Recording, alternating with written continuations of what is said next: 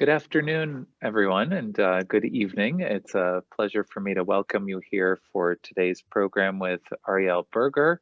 My name is Avinoam Pat. I'm the director of the Center for Judaic Studies and Contemporary Jewish Life at the University of Connecticut, where I also serve as the Doris and Simon Conover Chair of Judaic Studies.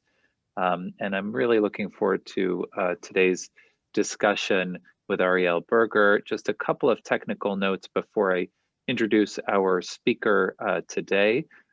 Just so you know that the format of today's program will be more in the form of a conversation between myself and Arielle Berger, followed by a Q&A with the audience. So I will have a series of questions that I will be asking, but I would also encourage all of you to use the chat function at the bottom of your screen. I think we're all familiar with this by now, to type in and send questions for our wonderful author who is joining us here today. So with that introduction, and to make the most of our time, it's really a pleasure for me to introduce Arielle Berger and get the program started.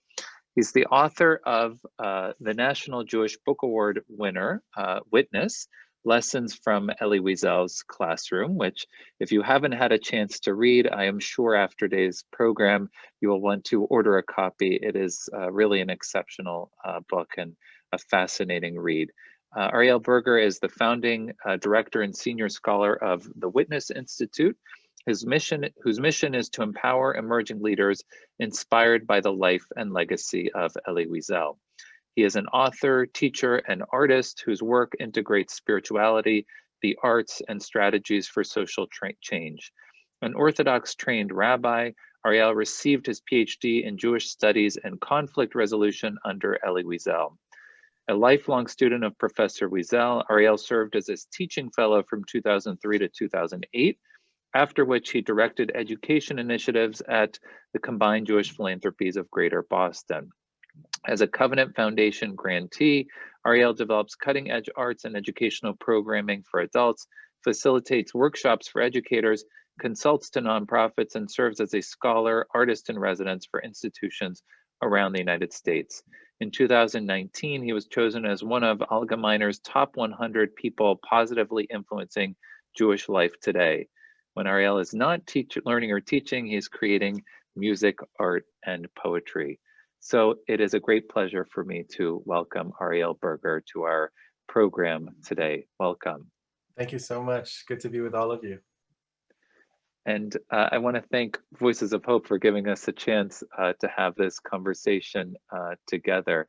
I'm going to set up the format this way so we can, at least if we're not in the same room, we can be on the screen together in conversation with one another. So as I mentioned in my introduction, this really is a wonderful, wonderful book. So thank you, first of all, for writing this book. And I want to start with a question about the book, which is that it's an unusual sort of memoir in that you are sharing with us both your own experiences and your experiences as a student and as a teaching assistant and as somebody who developed a very close relationship with Elie Wiesel. So can you tell us a little bit about how the idea for this project got started, when it began to germinate? You take a lot of notes from his classes. You have quotations from his conversations with students. Tell us a little bit about when you began to start thinking about this idea and the process of writing the book. Yeah, so this really began with a conversation I had with Professor Wiesel in 2008. And this was after decades of spending time together. As I write in the book, I met Professor Wiesel when I was 15 years old. And then I enrolled in his course at Boston University, became his teaching assistant, and started taking notes with no hint of an idea of writing a book, but just because there were so many remarkable moments and I wanted to remember them as a student, as a learner. And so I would take notes in the classroom, I would take notes during our one-on-one conversations. When I would leave his office or his home after conversations, I would later take voice memos on my phone to try to capture with freshness what had just happened, the insights that he had given me or the questions he had asked me. But in 2008, I was sitting with him after a conference in honor of his 80th birthday at Boston University, and I'd given a paper um, about his approach to education and moral education in particular. And I called it Toward a Methodology of Wonder. And I was thinking about how to draw upon his approaches to teaching and learning and how to share that with more people out in the world. So we were talking about this, and I, in the midst of a conversation, I said, Professor, someone needs to write a book about your classroom, because many people don't even know that you're a teacher. And if you would ask Elie Wiesel, who are you? 9.5 times out of 10, he would say, I'm a teacher. Sometimes he would say, I'm a teacher and a storyteller, a teacher and a writer, but his role as a witness to the Holocaust, as a human rights activist, Nobel Peace Prize winner, all kind of emerged from his lifelong commitment to education and his identification with teaching as the most noble profession and mission. And so I said, someone needs to write about this and about the powerful moments that happened in your classroom. And he said, you're right. You need to write a book about my classroom. And I was not prepared for that response. I was in the midst of a transition to a full-time work in the Jewish community. It wasn't the right moment, but that was the real origin of this book. And I started to think about it, and I realized I have all of these years, decades of notes, files and syllabi and personal reflections and journal entries. There's enough material here for a book. Now, the one thing I would add is the book wasn't actually meant to be a memoir initially. My vision for the book was that it would be a more objective account of Professor Wiesel, the teacher, and that I would be the invisible eyeball in the classroom reporting on what I was seeing. And the publishers wanted more of a personal story, and trajectory, and arc. And I was actually resistant to that at first because I'm a private person. It didn't feel so comfortable. But they made a compelling case that it would allow readers to sort of inhabit my life experience and get closer to Professor Wiesel through that. So that's how it became this kind of hybrid of memoir and book about teaching and learning. And I have to say that it makes for a fascinating format. I mean, both in the sense that you're presenting, I think, a different side and a central component to Professor Wiesel's identity as a teacher, as you say. If you say, who are you? And he would say, I'm a teacher. But to have that glimpse of the magic that happens in the classroom and the engagement and dynamic between students and a teacher, but at the same time to have the perspective of a student, who better than to sort of provide the wonder of what a professor and what a teacher can provide than for you to do that from that perspective. So it's a wonderful format. I want to ask about the structure of the book, which I think is very interesting. You know, you talked about sort of what you try to capture, but you also have a very specific format to the book, which is that you have 7 chapters. And the 7 chapters, and we'll get into some of the details of them, but they are on memory, on otherness, on faith and doubt, on madness and rebellion, on activism, beyond words, and on being a witness. Can you tell us a little bit about, first of all, why 7 chapters and why these 7 chapters? Well, you know, 7 is a good Jewish number. It's the number of Shabbat and creation. That was in the back of my mind, but really I had the opportunity to share the overall kind of structure of the book with Professor Wiesel. I wrote most of the book the year after his passing. And so actually writing the book was a process of grieving and honoring him, and also transitioning to a new kind of relationship where, as we know from Jewish tradition, we continue to learn from great teachers after they've left us. And I really experienced that. I started discovering all kinds of new teachings that I hadn't really had access to before somehow. That was after his passing, but earlier I was able to share the structure of the book and ask him about it. So we had some conversation.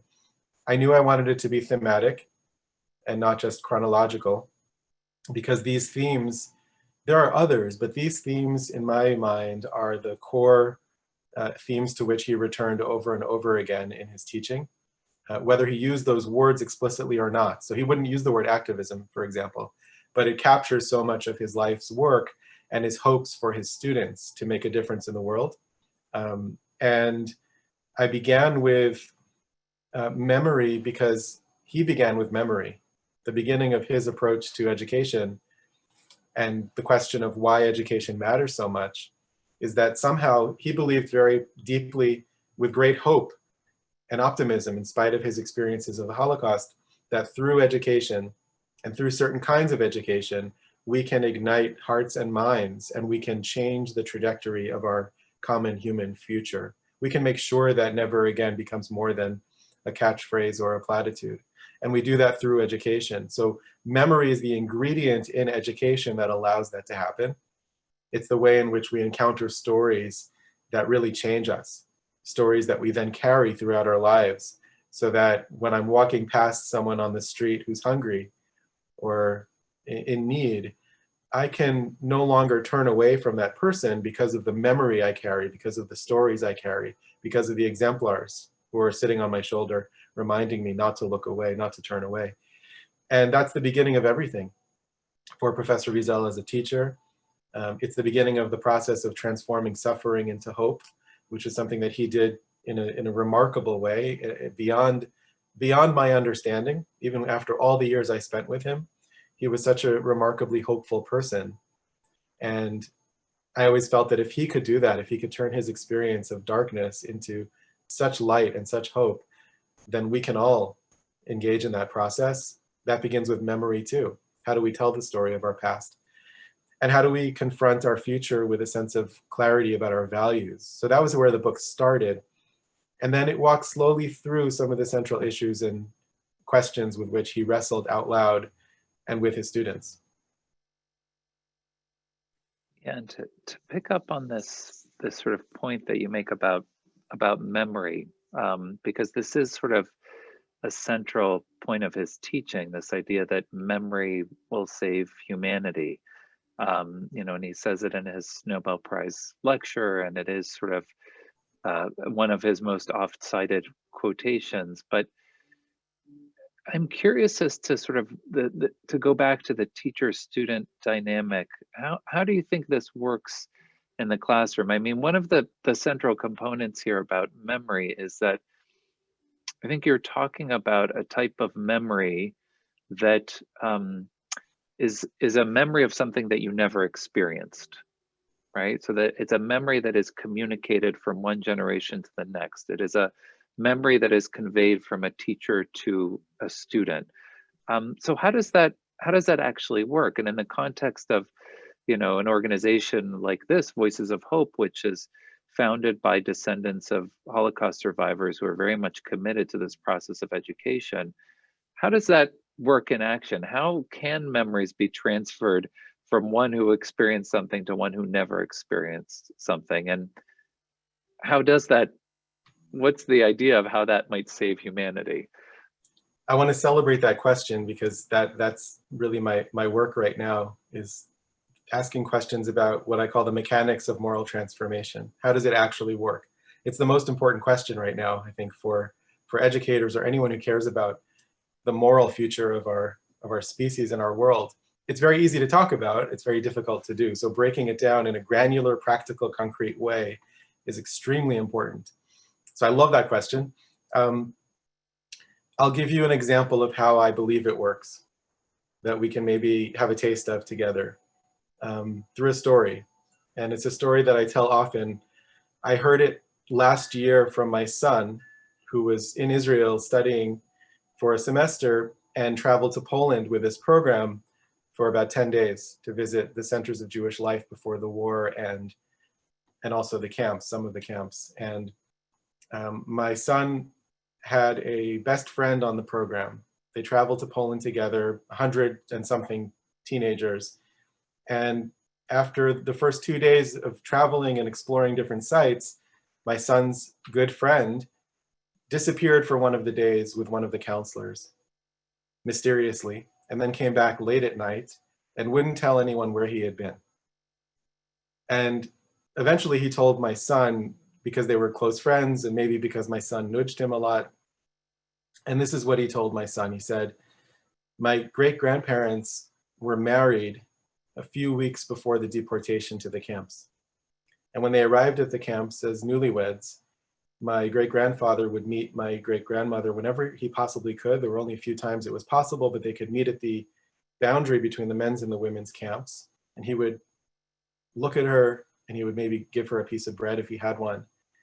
And this went on for some time. And then my great-grandmother was transferred from the women's camp to a rabbit farm on the outskirts of the camp complex. The Nazis had a rabbit farm because they were growing rabbits for the fur collars, for uniforms and things like that. And so they were separated again. And he said, my great-grandmother worked on this rabbit farm, which was managed by a Polish man who recognized, a young man who recognized early on in his role as the manager of this rabbit farm in the outskirts of a concentration camp, that the Jewish prisoners were receiving less food and lower quality food than the rabbits. So he started to sneak food into the Jewish prisoners, the slave laborers on this farm. And he was caught and he was beaten by the Nazis for it, but he continued to sneak food into them. And after some weeks, my son's friend continued, my great-grandmother cut her arm on a fence, a rusty barbed wire fence, and the cut became infected. And it wasn't a serious infection if you had access to antibiotics, but of course, in that time and place, if you were a Jew, you didn't have access to antibiotics. She became very, very sick and then mortally ill. And it looked like she wasn't going to make it. So what did the manager, the Polish man who's 19, 20 years old, do when he saw this happen? He went to the same spot and he cut his arm on the same fence. And he placed his wound on her wound so that he would receive the same infection, which he did. And he allowed the infection to grow and spread until he was pretty sick, but still able to move around. And he went to the Nazis and he said, I need antibiotics. I'm one of your most productive managers. And they gave him antibiotics. He shared it with the young woman and saved her life. So my son's friend continued. He said, where did I go when I disappeared the other day? I went to visit this man. His name is Władek Masiuna. He lives on the outskirts of Warsaw. He's still alive. And I went to him to say, thank you for my life. My son told me this story a year ago or so. And I still feel it now. And certainly the first time I heard that story, I got chills. Something happened that was not only an intellectual kind of response to a story. And something kind of seared itself into my heart and my nervous system in a way that subtly changed me. And that process, which we can talk about more, we can unpack, of getting goosebumps or chills or tears or having something really hit you very deeply in such a way that you'll never forget a story and you carry it with you, that is the way that memory works. That is the way that transformation really happens. You have enough of those moments and you can take someone who is a spectator looking at life and looking at events from a distance, feeling that they don't have anything to do with one's life, to becoming a witness who feels personally implicated in events and has no choice but to act in some way, however modest, to make things better. That's the starting point experientially for, I think, how this works and how we can develop approaches to this kind of moral education. It's so interesting to discuss this with you, because I think, you know, what you're pointing out is sort of that meeting point between intellect and emotion, right? Where you can intellectually hear a story, you can know that you're supposed to learn it, but in many cases we know that the best learning happens on this emotional level, right? This is where memories are formed, or deep memories are formed in sort of this combination with emotion. So it's, you know, it's, and listening to you telling the story, and you talking about Professor Wiesel also not only as a teacher but as a storyteller, we know that some of the best teachers have to be good storytellers. They have to convey that emotion in the story, and then the memories stick with you. So it's so interesting to hear you discuss this, but to think about, for an organization that's committed also to education, to think about having that emotional aspect to the education and to the sharing of the memory. There's so many things I want to discuss with you, but there's a couple of things that jump out to me about the book and that you focus on. And one of them, and maybe this is connected to the connection between sort of, or the intellect versus the emotion. And you and Professor Wiesel, I think, focus a lot on Hasidism.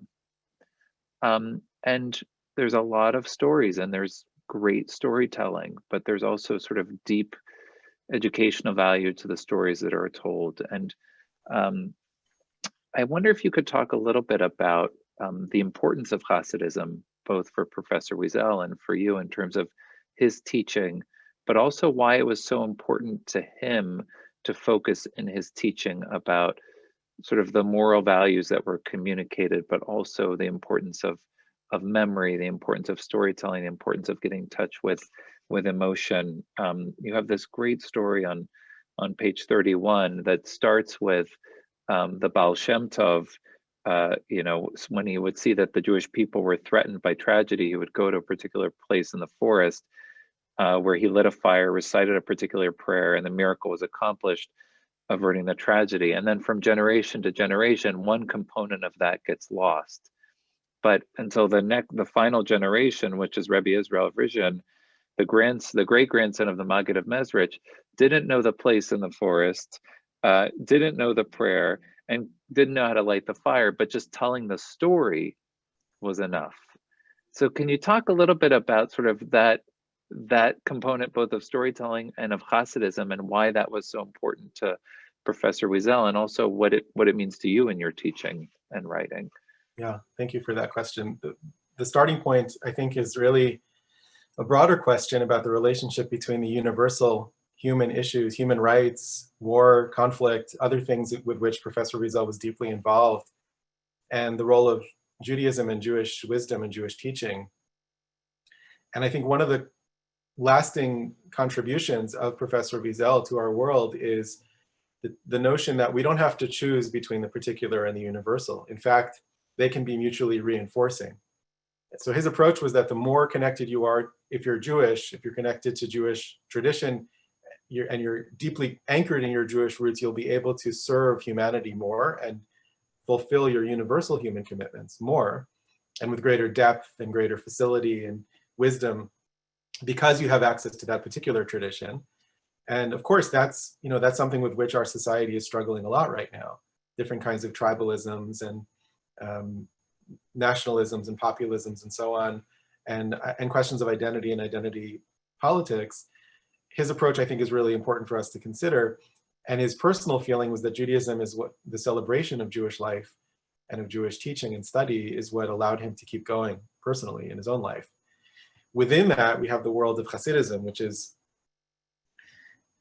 best described, I think, in the title of his first book on Hasidism, published in 1972, which was Souls on Fire. And the idea that we can ignite souls to feel a sense of fervor and exaltation and uplift and passion and inspiration in a context of friendship and in a very human way was, I believe, was the secret ingredient in Professor Wiesel's life.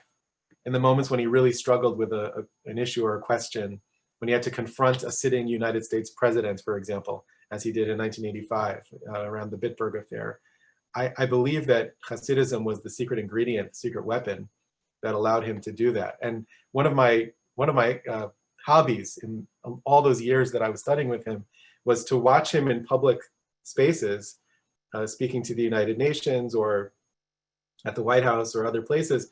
And I would listen for those Jewish references, and particularly the Hasidic references, that were implicit. They weren't quoted by name for a public, universal, diverse audience. But if you listened, you could hear Talmudic references and biblical references and Hasidic references. It was such an essential part of his personal and mission-driven life. And the reason that he gave for a lot of this was that, in his words, Hasidism teaches us to build on ruins. And if you look at the history of the Hasidic movement 200 plus years ago, in its early days in Eastern Europe, the Jewish community was in a devastated situation after the twin calamities of the Khmelnytsky massacres and the Shabtai Tzvi debacle in the late 1600s. And the Jewish community was really in a place of trauma. And then came along the Baal Shem Tov, Rabbi Israel Baal Shem Tov, who started telling stories and awakening the hearts and minds. At least this is the legend, the way the story is told within the Hasidic community, started to really awaken people and say, you have a place in this world, and you have an essential mission to fulfill, and with your unique talents and gifts, you have something important and essential to contribute, even if you're not a great scholar, even if you're not part of the elite in the Jewish community. And that was the beginning of something that unfolded over the next not too long a period of time, really 12 years or so, to the point that you had Hasidic communities all over Eastern Europe. So Professor Wiesel, I think, grew up in a Hasidic, to an extent, in a Hasidic milieu. His grandfather was a Hasid, a Vishnitzer Hasid. And so those stories were part of his childhood and allowed him to access that inner child, if you will, that sense of early memories of sitting around with some of the elders and hearing those stories, which were stories of reassurance, of miracles, of longing, of friendship, of relationship to teachers, of growth, but also in a more kind of global scale and in a global sense. After the Holocaust, he was looking to a tradition that teaches us how to rebuild after calamity, and Hasidism really contains a lot of essential wisdom for how, as an individual and as a community, we might do that. Yeah, and I'll just take a moment to remind people that if they do want to pose questions in a few minutes, I'll start adding in questions that come in from the chat, because I'm sure the audience will have questions for you as well. But to build on a couple of points that you made here, both about sort of emerging from the destruction of the war and the emotions that he might have emerged from the destruction of the war, but also this question of how does one persevere, how does one endure?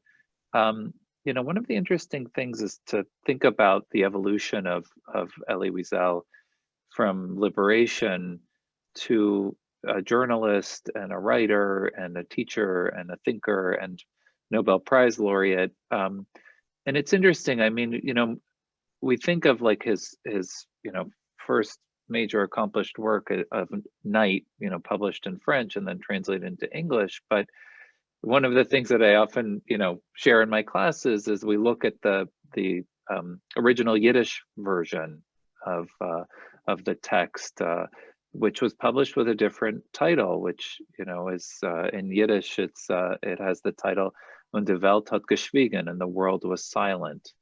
And it conveys, that title conveys a very different message than you know, comes through in Night, which is that there's a deeper sense of abandonment and anger, really, it's sort of not only one that's directed at the Nazis, but also at the rest of the world for being silent, for abandoning the Jews.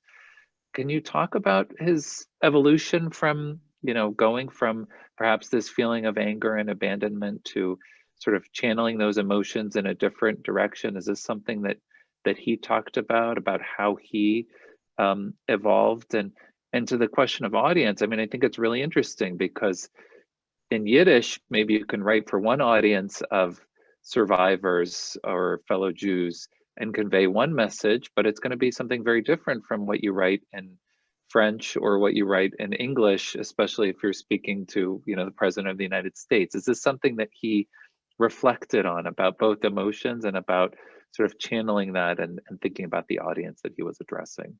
It was certainly a very, needless to say, a very natural response to feel not just anger, but overwhelming rage upon discovering after the war that the world knew about it. The world knew what was happening, and Hungarian Jewry was deported very late in the war, spring 1944, and they had access to the BBC. They listened to the radio. They didn't hear any mention of Auschwitz or any of these. They didn't know, when they arrived at Auschwitz, they had never heard of it.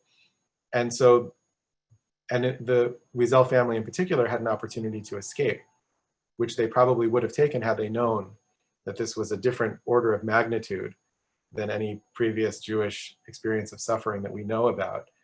So there was a lot of anger there, and it was very natural. I think part of Professor Wiesel's depth of reflectiveness and commitment to morality and ethics and humanity was to say, I cannot stay in anger. I cannot stay in rage or hatred. It has to be expressed in some way. We know that if we don't express it, it can turn toxic. but we have to move beyond it. And so he said that about things like anger and hatred. Hatred is a cancer, he would say. It just grows, and it doesn't help anyone to confront other forms of hatred. You can't confront, Martin Luther King said the same thing, you can't confront hatred with hatred, right? So you see in several instances early on in the 50s and 60s, expressions of this anger. When I heard from someone who was there that when Professor Wiesel met with Jewish leadership in New York for the first time in the, I think it was the 60s, the mid 60s, early 60s maybe, he told them, he said, I was able to get through my experiences with a sense of hope intact somehow. But when I discovered that you, my brothers and sisters in the American Jewish community knew what was happening, and when I discovered how little was done, how weak the efforts were to intervene. Of course, there were important efforts, but how little comparatively, relatively was done, that challenged my faith in a new way. That challenged my hope in a new way. So he was very honest about that and confrontational about that. But it wasn't the end of the conversation. It was the beginning. And Professor Wiesel often pointed out that he preferred questions to answers, because answers are the end of a conversation usually, and a question is the beginning. And answers can divide us and questions can bring us together if we share the same questions, even if we have different answers or we don't know what the answers are. And so this was an opportunity for him to lay down a gauntlet in a certain way to the Jewish community, to public leaders, to political leaders, but to use that as a stepping stone toward the message that we have to get this right next time. So it didn't end there. And I think part of his challenge was, what do I do with my suffering? What do I do with my anger? What do I do with this intense rage, this feeling of betrayal? And how do I make it into something positive that will serve humanity and not just cause me to become a bitter person?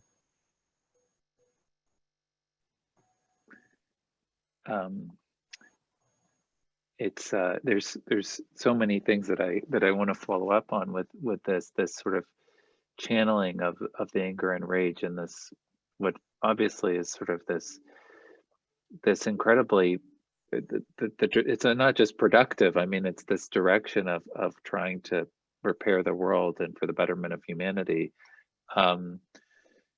It's interesting though, because in the book you write about that in many cases, you know, he's dealing with exploring. So you talk about asking good questions, exploring these really challenging incongruities that often emerge in life, and sort of challenging our assumptions about these incongruities or the sort of dualities that we accept. So, you know, is hate the opposite of love, or is indifference the opposite of love? The dynamic between the past and the future, you know, dreams of the past, hope for the future, good versus evil, memory and forgetting. I just was making a list: teacher and student, faith and doubt.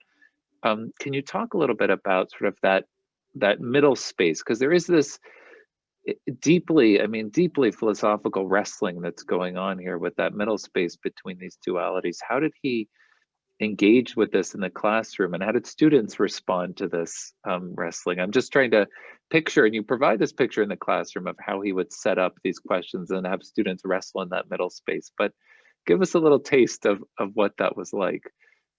So first I want to say that the move you just described or reflected back of transforming anger or any other negative feeling or experience into something positive is a classic and typical Hasidic kind of move, right? So that's just an example as a footnote to that conversation for how I think he applied those teachings and practices and that wisdom to very current and contemporary practical situations. And if anyone's interested in more on that, I encourage you to read Souls on Fire by Professor Wiesel. There are other books as well, but that's a great place to start.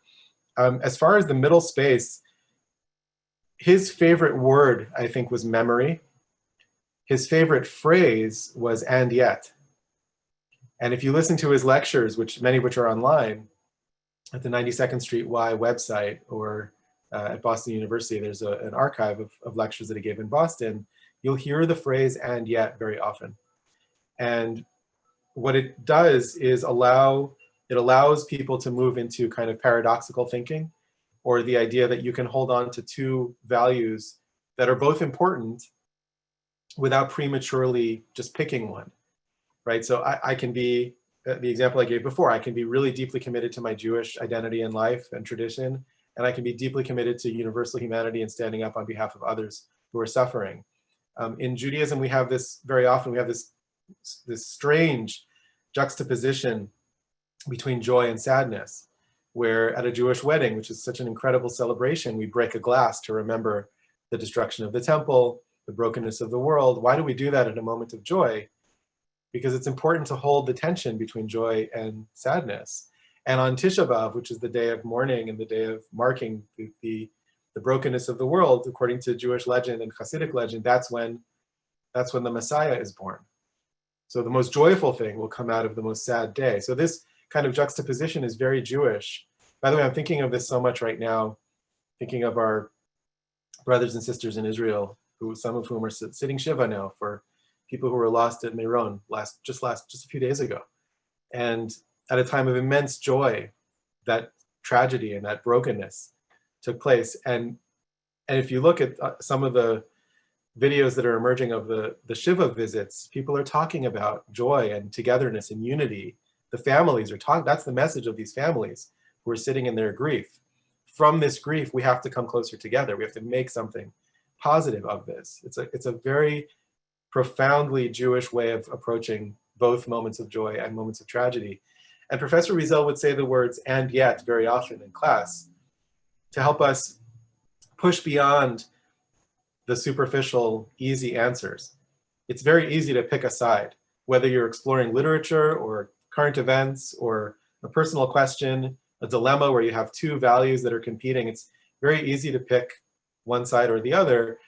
And he wanted to train us to do something more difficult, which is to hold on to both of them and to move more deeply into both sides of that tension and make it something creative and see what it generates that might be new and might be deeper and where it might be surprising. And this showed up in the classroom very often when students would disagree. So there's a famous joke about, two people go to the rabbi and one says, her case, and the rabbi says, "You're right." And the other says his case, and he says, "You're right." And they say, "How can we both be right?" And he says, "You're right, you're both right. You're right about that too." And it's funny, but it's also very Talmudic, it's very Jewish. Professor Wiesel would do that in the classroom often. Trying to train students, I've sort of turned it into a verb to and yet things.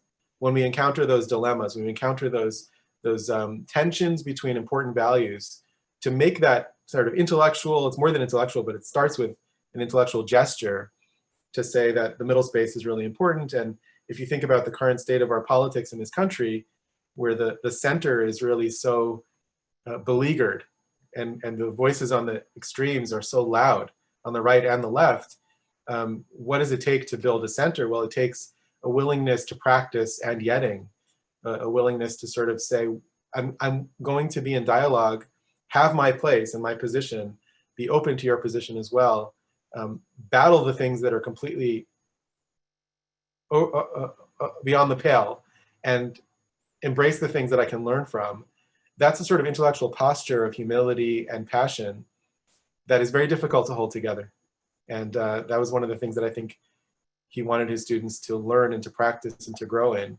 And by the way, it's one of the things that we focus on now in our work in the Witness Institute with this fellowship based on Professor Wiesel's teachings. We are practicing and yetting things all the time. And I wonder what that would look like in our public space today. I think it's an excellent continuation of his teaching. And on your website, you also include a letter that he wrote for you and sort of promoting this this important work that you're carrying on in terms of continuing his legacy, right? And I think finding this middle space, as you're talking about, especially when we think about, I don't know if we want to call it tribalism or division, or people sort of receding into two opposing camps, and finding that middle space where you can both be comfortable in your beliefs, but also comfortable enough, as you say, that you're willing to engage with the other, and recognize the humanity of the other, which you also write about was such an important part of his teaching. I see that there are questions that are starting to come in, and I know I have so many questions that I would want to continue to ask you, but I know our time is limited, so I also want to make sure that I get to some of these questions. So we have a wonderful question that's come in from Renana, who asks, did Wiesel regain his faith in God who died for him in the camps? How did he discuss this? And you have a quotation, you have many, many quotations in the book, but you also have a quotation where he says, believe me, if I had not had faith, my life would have been much easier. My questions are questions only because of my faith. My argument with God is an argument only because of faith. So can you talk about both Renana's question about faith in God, who died for him in the camps, and how he held on to these two, sort of the idea of, if God died in the camps, what does faith in God mean? What does belief in God mean? How did he explain this? Yeah, it's an important question. It's actually, that chapter is the chapter that I knew I was going, the chapter that I first knew I was going to write, because it was such an essential part of my conversations with him from the time I was around 18, maybe younger, as I was struggling with my own questions of faith and doubt. When I was 19 years old, I asked him, can one build a religious life entirely on doubt? And that was the beginning of a conversation that, or the continuation of a conversation that had started earlier, but that was a turning point for me where I was really sort of given entry into his approach to these questions. He often clarified that God didn't die for him during the Holocaust, and his portrait in Night, especially his telling of the moment of the hanging of the young boy, where someone says, where is God? God is hanging there, was not meant to be a statement of his own theology or his belief that God had died. Instead, he described it as the shattering of his faith and the process of developing a new kind of faith, which he called a wounded faith. So we're talking about, it's important to remember, we're talking about a very religious, very spiritual boy, young Eliezer Wiesel from Siget, Transylvania, filled with yearning for the coming of the Messiah, reciting Psalms all the time, studying Torah all the time. His youthful crime of borrowing the only typewriter in Siget in order to write a biblical commentary at the age of 13 or so, which was lost. And he said, I'm glad it was lost because it wasn't a very good commentary. And even getting involved in mystical studies as a 13-year-old. So we're talking about a deeply religious person who, in the camps, recited prayers like Ahava Rabbah, God, you have loved us with a great love, and wondered afterwards, how could we say those things? Who lined up in the camps to put on tefillin when someone snuck a pair of phylacteries into the camp, who found a way to hear shofar and other things like that, traditional Jewish practices in what he came to call the kingdom of night. His faith was shattered, it was wounded, it was limping, and he spent the next at least decade, and really he spent the rest of his life wrestling with these questions. And the way that he described it was, you can be for God, you can be against God, you can challenge God, you can have all these questions, difficult questions to ask of God, but you can't be without God. That was his approach to faith after the Holocaust, that in the same way that indifference is really the opposite of love, indifference is really the opposite of anything positive. Indifference to God is the worst option. Being in a heated, argumentative relationship with God can be an expression of faith. So standing your ground and saying, God, how could it be? How could you allow these things to happen? I will never accept an answer. I rebel because I don't understand, and I don't think there's any way to understand. This can best be captured in a story that I actually don't remember if I wrote about it in the book, but Professor Wiesel talked about it. He writes about it elsewhere, that he saw 3 rabbis in Auschwitz put God on trial. They convened a din Torah, a beis din, a traditional Jewish court, to put God on trial for allowing what was happening to happen. And over the course of 3 days, they called witnesses for the prosecution and for the defense. And at the end of 3 days, the oldest rabbi there, who had convened this court, hit the table that they were standing around, he said, "We have come to our conclusion, according to Jewish law and the teachings of the Torah, we find God guilty. We find God guilty of breaking the covenant with his people and allowing such things to happen to his children.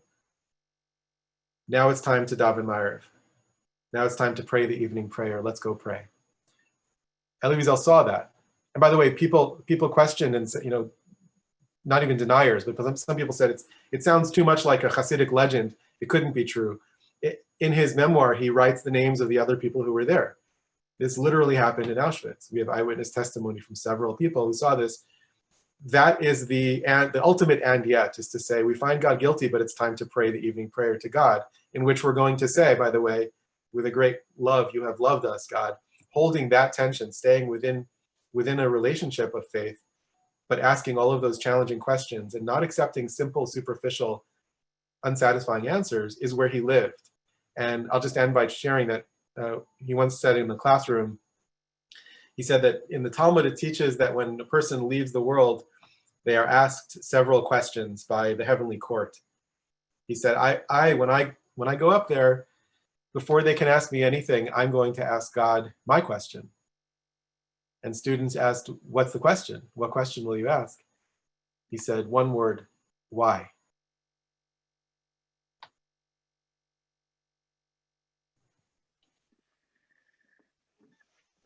I was thinking as you were talking and answering this question on faith and doubt and faith in God, and it's interesting because that even asking that one word question is this wrestling with, and so the key is to continue to wrestle with no matter what, to never give up on the wrestling, which is so central to Jewish existence. But I was thinking about this, the God on Trial.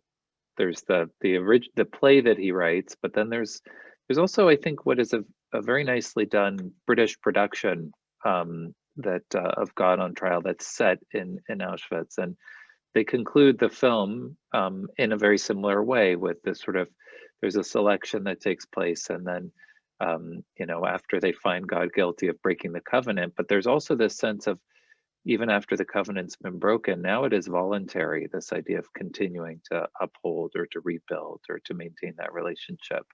And people have to decide for themselves, will they continue to uphold that? And then they pray, right? So there is this sort of holding the uncertainty, but continuing the tradition. So Rabbi Greenberg, of course, coined that phrase, voluntary covenant, after the Holocaust, I believe, and he and Professor Wiesel were very close, and I've had the privilege of learning with Rabbi Yitz a lot also over the years, and he's one of our advisors on the Witness Institute. But for Professor Wiesel, and for Rabbi Yitz Greenberg as well, the message of voluntary covenant is that we can no longer judge anyone else. If we ever could, we're no longer allowed to judge any other person for their level of observance or engagement or anything else, or their personal choices. That's one of the lessons of the Holocaust that, unfortunately, I think we need to remind ourselves in our communities about again and again. But it's one of the things that Professor Wiesel felt very strongly about. One of the few times I would see him express frustration, really, there were two moments. One was when there was a genocide happening in the world and no one was doing anything about it. He would get really upset and frustrated. He would express that in the classroom or in personal conversations. He couldn't sleep at night because of those things. And the other was when Jews attacked other Jews, when we have enough problems without that. Yeah, we just have a few minutes before we wrap up, and so I want to remind people that if they have questions, to type them into the chat. There is a question that has come in. You allude to some of his responses to contemporary or current events that he would come up in the classroom, and you talk about in the book that there would sometimes be sort of a end of the semester free discussion, ask me any question you want, and sometimes it would range into very current events. So Bob asks, first of all, Iran, which you write about in the book, and sort of confronting the Holocaust denial of Ahmadinejad in the early 2000s. But also you reference his being fleeced by Madoff and the foundation sort of being bankrupted by Madoff. So Bob wants to know, is this something that he also talked about with you, or, in terms of his discussion of taking his lessons from the very philosophical to the very current events that might have affected his life? Yeah, well, first of all, on things like Iran and the nuclear deal and Ahmadinejad's public stated intent to destroy the state of Israel, he spoke often and publicly, and in the classroom and far beyond. He also had the access to public leaders and figures that was so precious and unique. So I actually invited Professor Wiesel to come speak at Federation in Boston when I worked there, after I was his teaching assistant, after I graduated. And it was around the time of the nuclear program, and there was a question about it there. And Professor Wiesel said, I have this on video, he said, Iran will not get a nuclear weapon in the next, I think he said 15 months. And then he was quiet, and everyone's like waiting for the, what the explanation or the unpacking of that statement. And he was just quiet, and he saw that people were waiting. So he repeated himself, Iran will not get a nuclear weapon for the next 15 months. And then he wouldn't say anything more. We moved on. And I think 3 months later, we found out about Stuxnet, which was the joint US-Israeli cyber operation against the Iranian nuclear program. And it was clear in retrospect that Professor Wiesel knew about it, and he obviously couldn't say anything about it. But he had privileged information. There are many moments when I miss conversations with him where I can ask him, what's really going on? What do you see from your conversations with heads of state, and also from his incredibly sharp, canny, wise reading of current realities? There were other things like the Madoff event that he wouldn't speak about so much publicly. He did a little bit when asked, but those came up more in private conversation. I write in the book that I saw him a few days after that, after the Madoff thing happened. And it was one of the 2 times when Professor Wiesel greeted me with incredible enthusiasm. He wanted to show me something. So I walked into he greeted me in the front office. We walked into his back office, and he pulled out an envelope from his jacket pocket, and he handed it to me. He said, look at this. And I opened it up, and it was a $5 bill and a note from like a 10-year-old kid I think in Idaho or somewhere. And the note said, Mr. Wiesel, I heard about what happened. I hope you get all your money back. Here's $5 to get you started. And he was so happy and so moved by that. And I asked him, it's really sweet, but we're talking millions of dollars here. Like, how do you compare those 2 things? And he said, when things like this happen, I think of places I've been in the past, and this doesn't seem so bad. So I think there was a real sense of deep perspective around those kinds of personal and private moments. And on the public events that affected the Jewish people or other oppressed people, he was vocal and fierce in his commitment to fighting on behalf of those who don't have any voice or who are in danger. It's a wonderful story about the little boy, the child sending the $5, right, and sort of the enthusiasm that would generate. And yeah, beautiful. So thank you. I think we have time for one more question, and I think this is a nice question to end with, which comes from Neil, who asks, so as you say, you wrote this book as sort of the part of the process of grieving. Was there anything that you didn't get a chance to ask him, or that you didn't get a chance to discuss him, that you think about, that you wish you had asked, or you think about now that you wish you could talk to him about? There are so many things. There's so many things. I've traveled to his gravesite to have conversations. That's one of the things we sometimes do with people we've lost, right? It's not the same, and it's a one-way conversation, but and I've had conversations with him in my dreams pretty often too. But I miss the opportunity to ask him questions of all sorts: personal questions, spiritual questions, and political questions. The work I'm doing right now is complicated. We're working with people from many backgrounds, mostly non-Jews, people who are activists and involved in really important work out there in the world, with different ideologies and different positions and different passions. And we're doing really difficult work around creating constructive dialogue across those differences.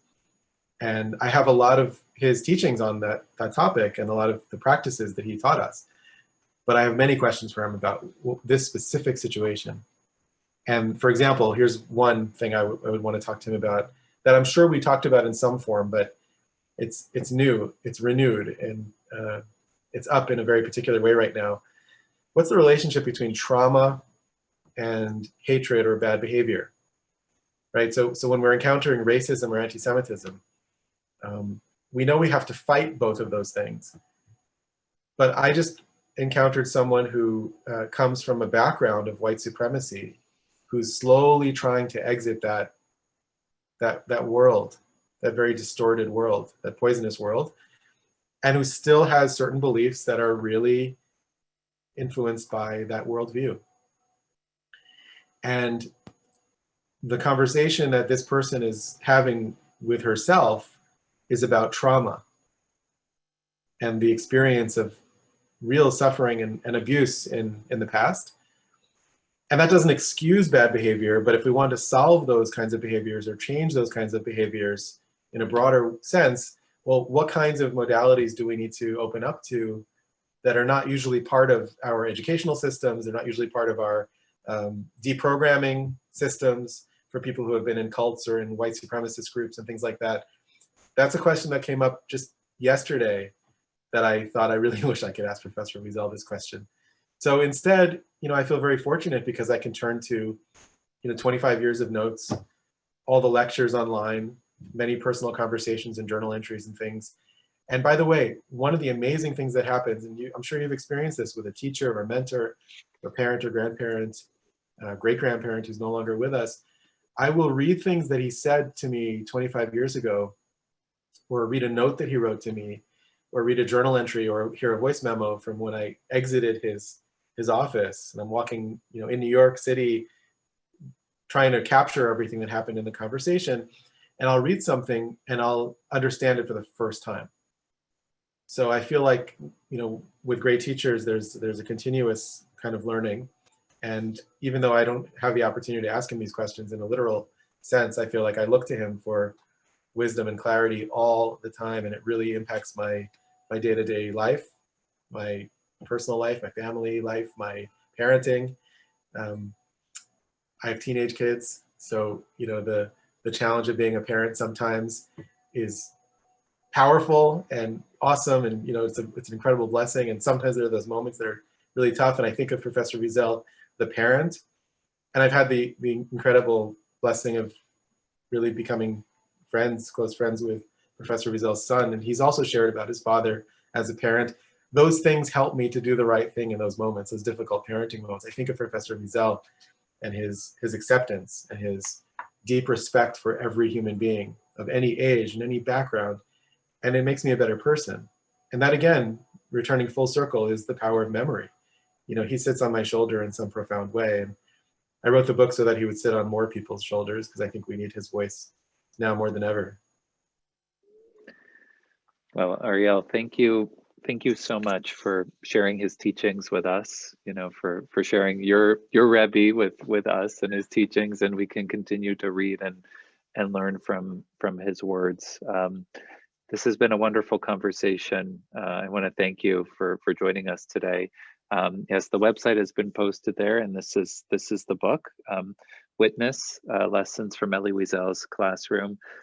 So if you don't have a copy, I would encourage you to order it and to read it. There's so much to be learned, and lessons to continue to be learned from this. So we can't do a standing ovation, but we can do a virtual round of applause. So I want to invite everyone to join me in a virtual applause for Arielle Burger.